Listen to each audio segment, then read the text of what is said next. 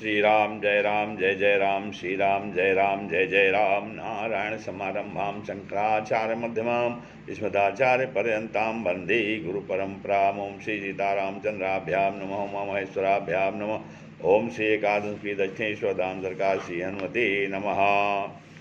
सत्संग क्रम में आज जो है नारद भक्ति सूत्र से 54वां सूत्र है, जिसमें कि भक्ति की व्याख्या की गई है कि भक्ति कैसे मिलती है, भक्ति क्या है। तो भक्ति जो है गुण रहितम कामना रहितम प्रतिक्षण वर्धमानम अविच्छिन्नम सूक्ष्मतरम अनुभव स्वरूपम।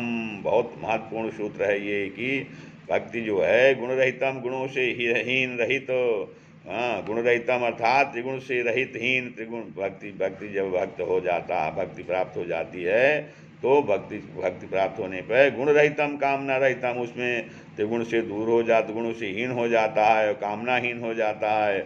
और प्रतिक्षण वर्धमानम, क्षण क्षण में बढ़ने वाला, अविच्छिन्नम विच्छेद रहित, सूक्ष्मतरम अर्थात अति सूक्ष्म अनुभव रूपम, अनुभव स्वरूप है। कहते हैं कि किसी को गुणों को देखकर जो प्रेम भक्ति व चाहना का उदय होता है, स्वर्गाद की कामना से व भोगाद की लालसा से जो पुण्य कर्म में या भक्ति में आसक्त होती है, वह वास्तविक प्रेम नहीं है। तो क्योंकि गुणी से जो प्रेम किया जाता है, गुणी से जो प्रेम किया जाता है, उसका गुण दूर होते ही उस प्रेम का क्षय हो जाता है। तो गुण कोई किसी में कोई गुण है और उससे प्रेम किया जाए और वह गुण दूर हो जाता है, उसका गुण समाप्त हो जाता है, तो वह उस प्रेम का क्षय हो जाता है। स्वर्गादि की प्राप्त हो जाने पर कर्म में आसक्ति कम हो जाती है, स्वर्ग आदि की प्राप्ति हो जाने पर कर्म में आसक्ति कम हो जाती है और स्त्री संभोग की समाप्ति में वह प्रेम नष्ट हो जाता है। परंतु भगवत प्रेम का विच्छेद नहीं होता, क्योंकि वह गुणों के संपर्क से शून्य और कामना रहित होता है। भगवान से जो प्रेम होता है वो गुण से रहित होता है और कामना से रहित होता है। संसार का प्रेम पहले तो बड़े चाव के साथ बढ़ता है, और संसार में जब प्रेम होता है तो बड़े चाव के साथ बढ़ता है, परंतु पीछे अवस्था, रूप, बल और धन आदि के घटने के साथ साथ दिन प्रतिदिन घटता चला जाता है। परंतु भगवत प्रेम तो क्षण क्षण में बढ़ता ही है।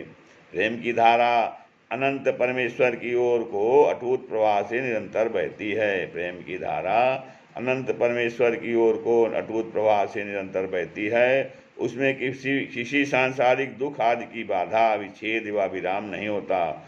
उसमें किसी सांसारिक जो है प्रेम की धारा जो भगवान की ओर बहती है, प्रेम की धारा अनंत परमेश्वर की ओर को अटूट प्रवाह से निरंतर बहती है और उसमें किसी सांसारिक दुख आदि की बाधा, विच्छेद या विराम नहीं होता, क्योंकि भगवद योग के महान दुख सागर में संसार के सगल क्षुद्र दुख डूब जाते हैं। तो वह भगवत प्रेम सूक्ष्म से भी सूक्ष्म और अनुभव स्वरूप है।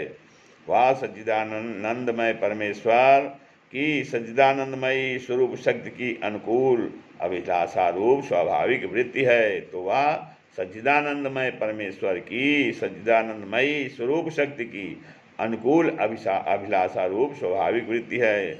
वह वृत्ति निरंतर बढ़ती हुई अविच्छिन्न प्रवाह रूप से बहती रहती है।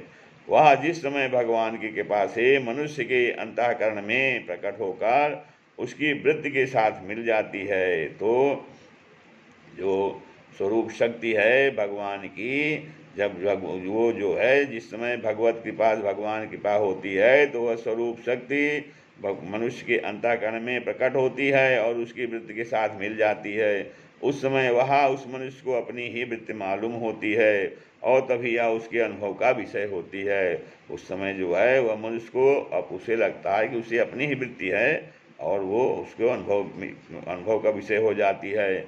इस प्रकार सूक्ष्माति सूक्ष्म और अनुभव रूप होने से उसका कोई उदाहरण नहीं दिया जा सकता। इस प्रकार वो सूक्ष्माति सूक्ष्म और अनुभव रूप और अनुभव से ही अनुभव रूप होने से अनुभव से उसको जाना जाता है। उसका कोई उदाहरण नहीं दिया जा सकता है। तो इस प्रकार से जो है भक्ति के विषय में बताया गया है। श्री राम जय राम।